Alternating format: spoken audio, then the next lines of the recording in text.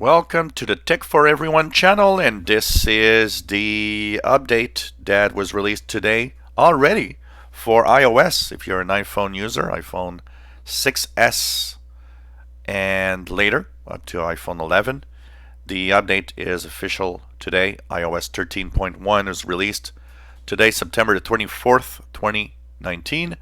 The update brings mostly bug fixes, and it actually was released a week before it was officially about to be released.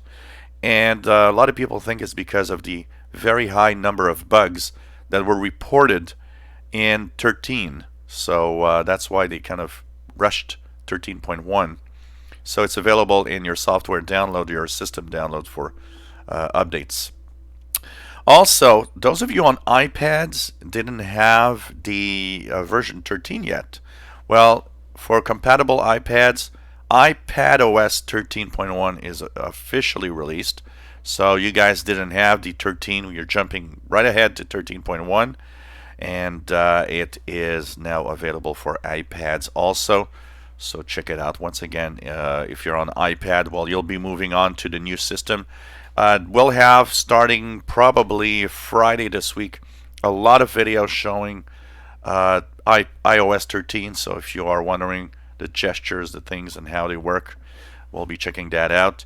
As for iPad, of course, you guys now have a new system that you'll have to kind of tame. There's, of course, new gestures and things that you didn't see yet.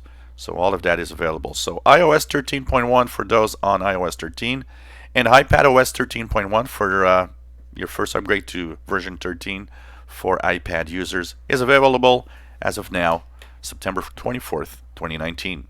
Enjoy our videos. Please subscribe. Give us a thumbs up. Thank you for watching.